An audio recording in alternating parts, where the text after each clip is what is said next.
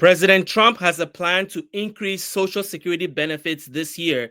That is according to Elon Musk in breaking news that came out today. So, this article is saying that President Trump is proposing a Social Security increase based on the work that Doge is doing. And Elon Musk went on record to talk about that. And I'm going to walk you through this breaking news and what it means for Social Security and disability beneficiaries. And then I am going to talk about the 4 Social Security increase proposals that are currently before Congress that a lot of people have been talking about, but we haven't seen a lot of action on. So I'm going to talk about that and explain the prospect of those bills getting passed this year. And then watch till the end because there are 10 proposals in front of the president to improve the lives of seniors this year. There's been a lot of talk about what is President Trump going to do for seniors. I have details about 10 possible ways the president could enhance or improve the lives of seniors in 2025. I am Kwame Kwade. I am an entrepreneur and personal finance expert. Over 15 years, I have been helping seniors get the retirement benefits they deserve. We started with building websites on Social Security, food stamps, and Medicare, and now we are doing video content. And I'm also an adjunct professor. I teach finance to graduate students at one of the most prestigious universities in the country. If you're new here, hit the like button, hit the subscribe button, because we appreciate your support. And as always, I want to know where you guys are watching this broadcast from. So go into the comment section, let me know your city and your state. But let's dive into this breaking news from Elon Musk about Social Security increase and what that means. So Elon Musk claims that his Department of Government Efficiency will increase Social Security benefits by eliminating fraud and waste. He asserts this will free up funds to increase benefit for retirees. Musk argues his team can uncover billions in savings by modernizing systems and cutting inefficiencies at the Social Security Administration. The pledge has sparked hope among retirees, but skepticism among experts. Over 70 million Americans rely on Social Security, with the average benefit at $1,907 as of 2025. Critics argue that Musk's focus on fraud is exaggerated, as improper payments account for less than 1% of Social Security's $1.4 trillion budget. So, how much increase is Musk promising? Well, he has not said a specific number. Musk claims the legitimate recipients will receive more money under Doge reforms, but has not provided any concrete figures or percentages regarding the increase. He asserts that eliminating fraud and waste will free up funds for higher payments, but experts point out that improper payments account for far less than 1%. So he thinks that the experts that are saying that only 1% of Social Security benefits are fraudulent are incorrect by a large margin, and he plans to find billions and billions of dollars that he's going to free up that then can be used to increase benefits to seniors who definitely need it. And a lot of people are actually waiting for such an increase for years now. And I'm going to talk about the various bills that have been put in front of Congress to pass Social Security increases that have gone nowhere. Benefits are determined by a formula based on lifetime earnings, adjusted annually via COLA to take into account inflation. Increasingly, experts think that it is unlikely that Musk is going to achieve all the savings that he has promised, but it remains to be seen whether he can achieve enough savings in order to spark a giant increase or a significant increase in Social Security benefits. Musk alleges massive fraud, citing billions in improper payments over the past decade. However, most were overpayments due to administrative errors.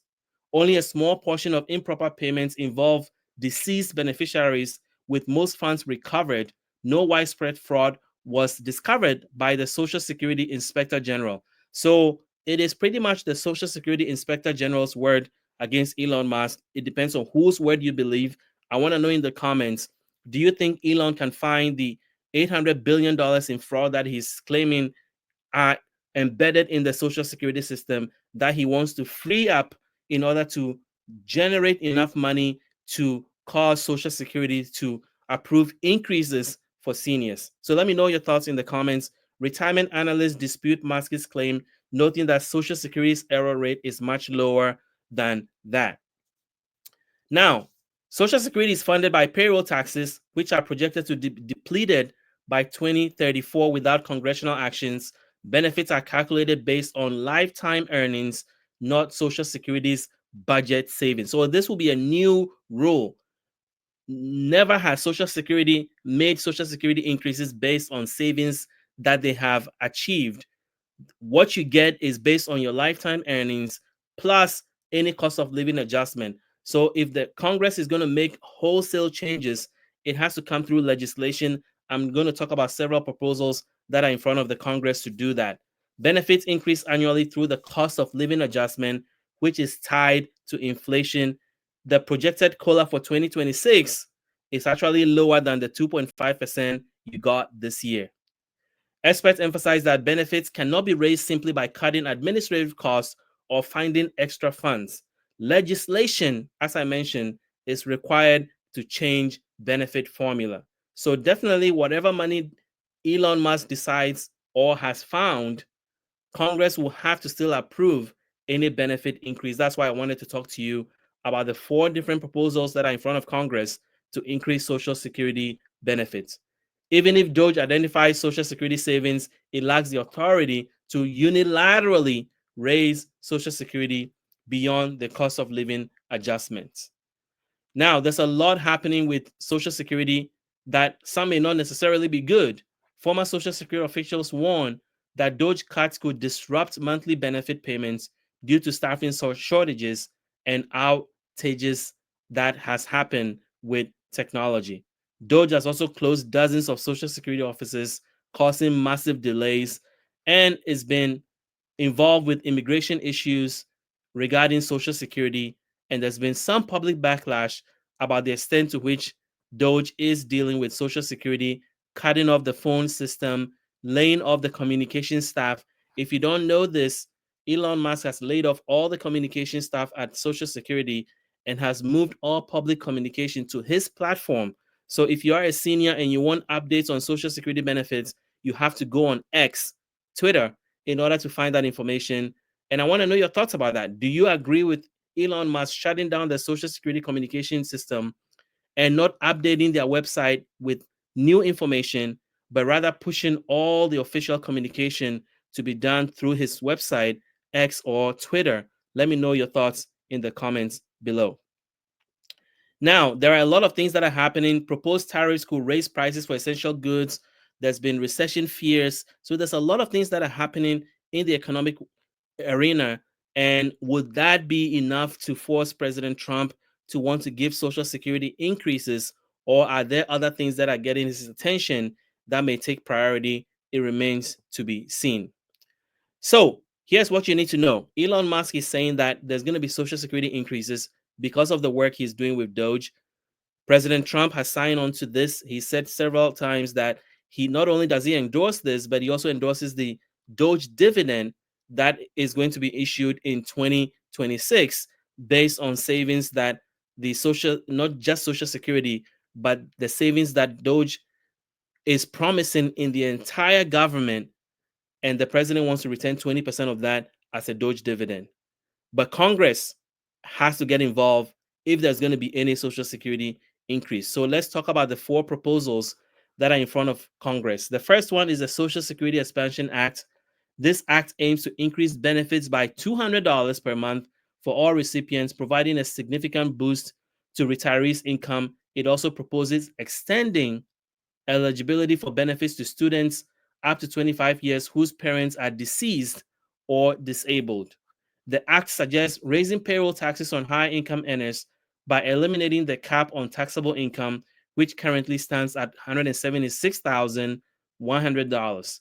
This will ensure wealthy individuals contribute more to Social Security. If passed, the proposal would provide immediate relief to the 70 million beneficiaries while improving the program's solvency. The status of the bill right now is under review in Congress but faces opposition due to concerns from Republicans of raising taxes on high income earners. The next bill is the cost of living adjustment reform. A bipartisan plan suggests tying COLA the COLA increases to a more accurate inflation index. If you are wondering why this is necessary, over the last 20 years, cost of living adjustment for Social Security has not kept up with inflation. And so your purchasing power with your Social Security benefits, it's always being reduced because inflation is always higher because of the index or the formula that they're using to calculate Social Security cost of living adjustment. So this bill proposes to change that, move from CPIE, that's the new one they are proposing, which stands for the Consumer Price Index for the elderly, and this will reflect more of the cost of living changes that seniors experience on a day-to-day basis. The proposal does not directly raise taxes, but aims to improve benefits equity by adjusting COLA calculations. Seniors could see higher annual benefit increases that align more closely with their actual cost of living. For example, a shift from the CPIE could result in an average of $60 a month increase for retirees. So you add that $200 I talked about before, you add the $60 here, and you're already seeing seniors could get about $260 if those two proposals are implemented. While widely supported, this proposal has stalled due to disagreement over implementation cost. And then there's the payroll tax increase. This plan will raise the payroll tax rate from 12.4 to 12.6, split evenly between employers and employees starting in 2027. It also proposes passing taxes through business income to close loopholes for high income earners. The modest tax increase is projected to generate enough money. Listen to this. This plan alone, the modest tax increase is projected to generate enough money for Social Security to be solvent for 75 years without cutting benefits. I don't know why they're not doing this. This could ensure long-term stability for the Social Security program while minimally impacting workers' take-home pay. The proposal is gaining traction among centrist lawmakers but faces resistance from business groups. And then there is a survival benefit and disability benefits expansion. This plan would increase Social Security benefits by allowing widows or widowers to claim 75% of their combined household benefits after their spouse's death. It also introduces a new early retirement disability benefit for workers age 58 plus who cannot physically or mentally perform their jobs. The proposal suggests relocating existing funds within the program rather than increasing taxes or cutting benefits. The changes could provide critical financial support for vulnerable groups, including disabled workers and surviving spouses facing hardship after losing a partner. Now, while the proposal is popular among advocacy groups, this proposal has yet to gain substantial or sufficient bipartisan support in Congress. Now, let's talk about President Trump and what is in front of him to help seniors. But before I do that, let me know what you think of the four proposals that are in front of Congress to increase or to, put more money in the pockets of seniors. I've shown you four proposals. Let me know in the comment section which one you think is likely to pass. Is it the $200 one or the cost of living adjustment that will add $60 more? Or is it the payroll taxes that is going to keep the program solvent for 75 years? Or is it the spousal and disability benefits increase? Let me know your thoughts in the comments below. Now, President Trump has in front of him 10 proposals to help seniors in 2025. And you may be wondering, why is that even important? Well, seniors are a very solid economic and political force. Seniors consistently have higher voter turnout, with 74% of those age 65 voting in the 2020 election. And seniors have huge economic power, with people age 50 plus contributing 56 cents of every dollar spent in the United States, a figure projected to grow to 61 cents by 2050. Their spending drives job creation, supporting over 88 million jobs in the US. And then there's the entrepreneurial impact. Seniors are increasingly entrepreneurial, with 25% of new businesses started by individuals aged 55 to 64 in 2018, up from 15% 2 decades ago. And then there's a huge part of what seniors contribute to the economy through unpaid services. Older adults contribute $745 billion annually through unpaid caregiving and volunteer work, bolstering economic and communities nationwide. So, what are the proposals that the president has in front of him to improve the lives of seniors this year? The first one is protect Social Security. Removing federal taxes on Social Security benefits would allow retirees to gain more income. Currently, up to 85% of benefits are taxed for higher income retirees, generating vital revenue for the Social Security Trust Fund. And then adjusting COLA, I just talked about it, where if they adjust the way COLA is calculated, it could put about $50 to $60 a month on average in every senior's pocket. And then investigating fraud, addressing improper payments in Social Security could save about $72 billion, which could be money that could be put back in the Social Security Trust Fund and extend its solvency. And then increasing income threshold for benefit taxation will protect middle-income retirees from excessive tax burdens, ensuring equitable relief. Another area is expanding Medicare coverage. Seniors spend on average $4,096 annually out of pocket for healthcare costs, with prescription drugs being the major expense. So expanding the Inflation Reduction Act, where $35 a month cap on insulin could be applied to all other drugs that seniors pay for. It will also enhance preventative services like cancer screening and vaccination, reducing long-term healthcare costs and improving outcomes for seniors. And then one big area is supporting long-term care. Over 70% of Americans age 65 plus will need some form of long-term care, but Medicare does not currently cover it, including limited long-term care in Medicare Advantage plans could reduce financial strain on families and seniors. And then capping out-of-pocket costs. Medicare beneficiaries currently face unlimited out-of-pocket expenses for Part A and Part B services. Implementing a $5,000 annual cap could produce tremendous benefits for seniors and protect them from financial hardship when they have serious illness or hospitalization. Another thing the president can do this year is strengthen Medicare for seniors, because 30% of all seniors who are on Medicare are also on Medicaid. So Medicaid funds 62% of nursing home residents, but budget cuts threaten this important lifeline. Protecting Medicaid ensures seniors have access to affordable long-term care facilities. Over 80% of seniors prefer to age at home, but Medicaid funding for home-based care is limited. Increasing funding could reduce institutionalization costs by $9,000 a year per individual. This is really, really important. And then improve eligibility for Medicare. Currently, only seniors earning less than $2,742 a month qualify for Medicaid long-term care services. Simplifying these eligibility rules could help low-income seniors access vital health care. And then putting federal caps on spending on Medicaid could lead to a $1 trillion reduction in benefits over the next decade. This could jeopardize benefits for millions and millions of vulnerable seniors. Another area the president could address is housing challenges. Nearly 10 million seniors spend more than 30% of their income on housing costs. So expanding programs like the Section 202 supportive housing for the elderly could provide some relief. And then integrating healthcare and social services into senior housing reduces hospitalization by 25% and improves overall well-being for seniors.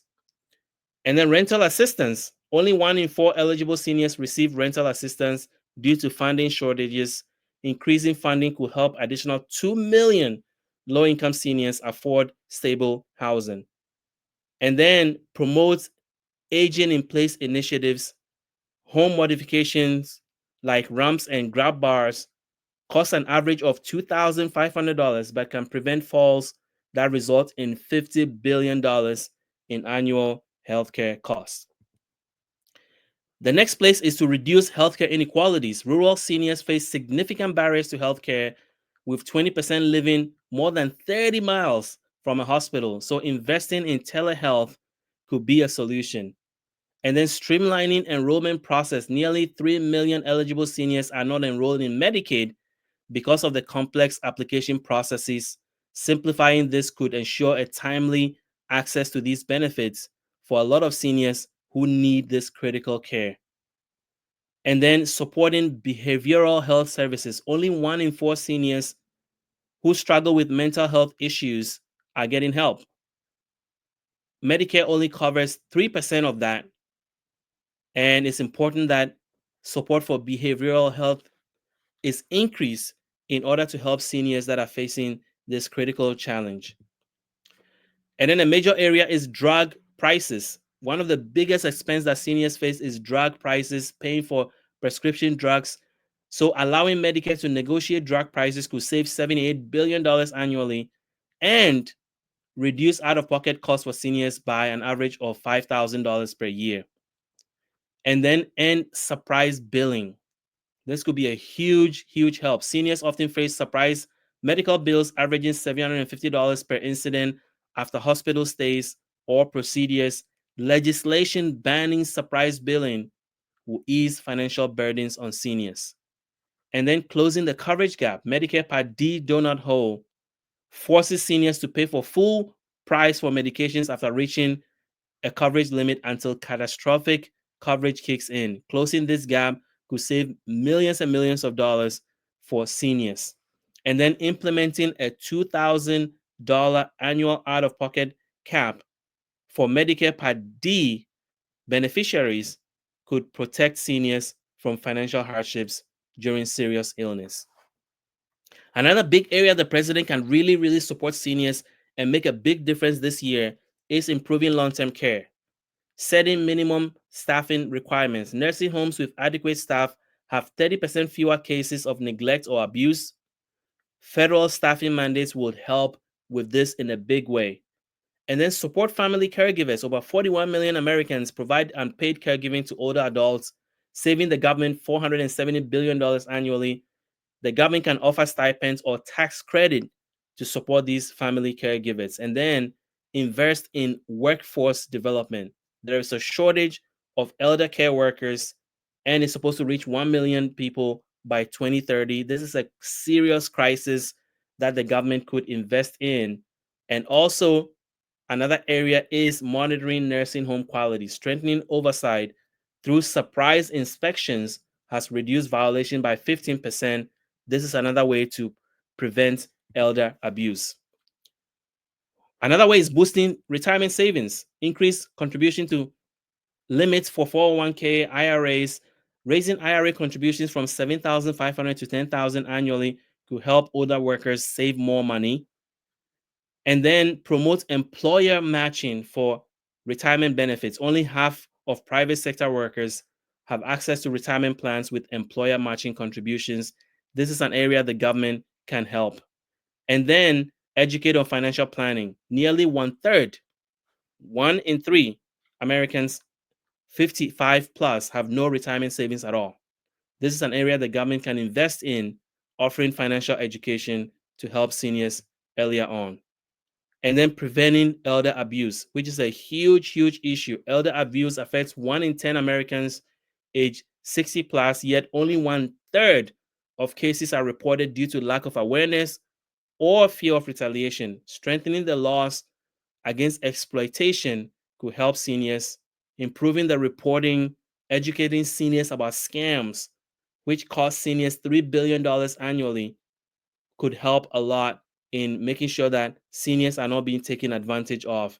And then fraud prevention programs, allowing resources toward prevention initiatives like caregiver training could reduce instances of senior abuse. And then protecting seniors from Doge cuts. Elon Musk has been running rampant with Social Security, and they're cutting 90% of regional staff.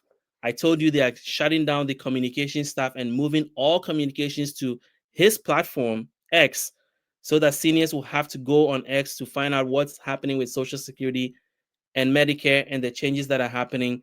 This is one of the areas that the president could stop Elon from doing or making cuts that can affect seniors negatively. And then cuts to Medicaid, which Elon has been championing, could affect seniors. 1 in 3 seniors are on Medicare and Medicaid. And this could be an area that the president could support seniors by stopping these devastating cuts. So let me know what you think about these 10 initiatives that the president is looking at to improve the lives of seniors. These are things that can be done this year. So let me know in the comment section which one you think the president should focus on in improving the lives of seniors. And then finally, let's talk about Medicare. If you're turning 65 or are currently on a Medicare plan, listen to this. I have some great news for you. There's been a lot of news around Medicare, people being dropped, plans being dropped, hospitals being dropped, or your doctor network not showing up on your plan anymore, or the drugs that you are on not being covered anymore. And this is leading to headlines like this, where 34 million seniors in Medicare Advantage plans face rude awakening. So, why is this happening? Well, it's because there are 24,000 Medicare plans out there, and seniors are supposed to figure this out on their own, figure out the plan that fits your local area, that includes your doctors, that covers the medicine that you're on, and fits your budget. And that all can be very, very frustrating and confusing, which is why 90% of all seniors are in the wrong Medicare plan. And it's costing you money and your health, because when you need services, you may not have it because you're in the wrong plan. And so we have partnered with a great firm, Chapter Medicare. The service is free, and their only goal is to help you find the best Medicare plan that fits you. So if you're turning 65 and need to get on Medicare, or you're currently on Medicare and need to switch to a better plan, these guys are the real deal. There are 3 reasons why. Number 1, they are the only company that has access to all 24,000 Medicare Advantage plans, or all the Medicare plans out there. They are the only company that has access to all of them.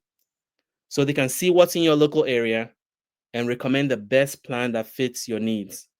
Plus, they don't work for commission. Their agents do not work for commission. So when they get on the phone to help you, their main goal is to help you find the best plan. They're not trying to sell you the most expensive plan in order to get the best commission.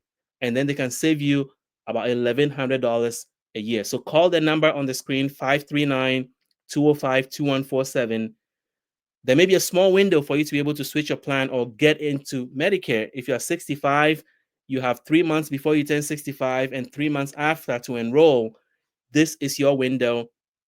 Chapter can help you free of charge, walk you through what options are available for you and help you find the right plan. You can also go to the description of this video, or in the comment section, I'm going to put a link where you can fill out a form and get the best help.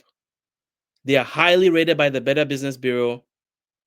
There's tons of 5-star reviews online, and they can save you about $1,100 a month. So that is all I have for you today. I hope that the news about Social Security increase has been helpful and clarified a lot of things for you. Let me know what you think about all of that in the comments. Thank you for watching.